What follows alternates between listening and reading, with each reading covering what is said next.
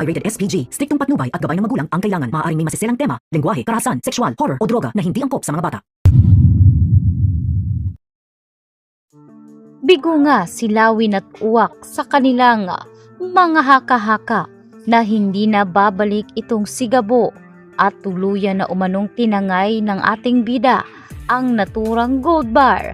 Subalit, hindi pa nga tumatagal ng halos higit 5 minuto ay dumating si Gabo, dala-dala ang 2 attache case na naglalaman ng ginto, kumpleto at wala ngang kulang. Agad ngang ibinigay ni Tatang ang 200,000 pera kapalit ng misyon ni Gabo. Kaya naman matapos ngang matanggap ni Gabo ang pera ay umalis na ito't dumiretso sa ospital para maisagawa na ang operasyon ng kanyang amang si Mang Rudy. Nagtataka si Aling Betchay kung saan na naman nakuha ni Gabo ang pera dahil kung tutuusin ay masyado umanong malaki ito, kaya naman hindi na nagpaliwanag pa si Gabo sapagkat ang mahalaga ay napaoperahan umano ang kanyang ama. Dito naman tuwang-tuwa si Tatang sapagkat hindi nga siya binigo ni Gabo dahil masusukat umano ang isang katapatan ng isang tao kapag meron umanong tukso.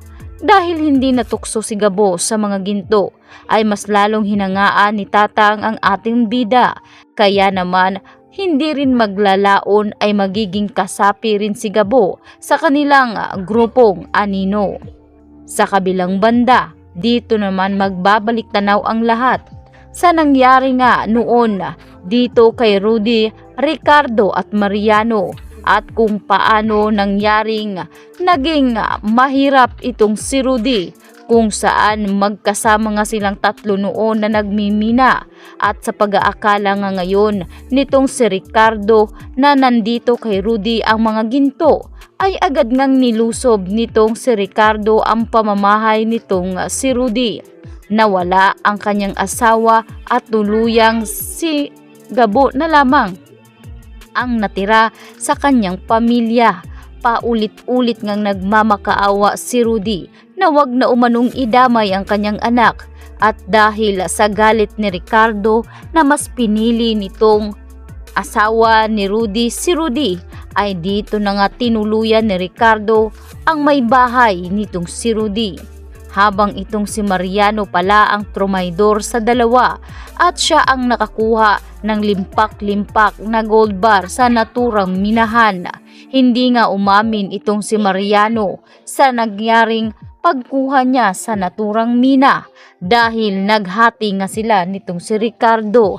Sa makatuwid ay naisahan nga si Rudy at naiwan sa ere nang walang-wala at talaga namang back to zero. Ngayon ay naghihirap nga itong si Rudy at tanging pinipilit na lamang mamuhay sa baryo nitong ginintuang lupa. Kaya naman dito mabubuhay muli ang galit ni Gabo matapos ngang ikwento ngayon ni Rudy ang punot dulo kung bakit sila naghirap ng malala. Ikinuwento na ni Rudy ang lahat, kaya naman anya pa nitong si Gabo nahahanapin niya ang pulis na dumali sa kanyang ina at sisiguraduhin umano ng ating bidang mananagot ito. Ang hindi alam nitong si Gabo na magkakaroon pala ng pagkakataon na magkukrus muli ang landas nila ng babaeng nakita niya sa may bus na kung saan ang ama nga nito ang dahilan kung bakit maagang naulila sa ina itong si Gabo.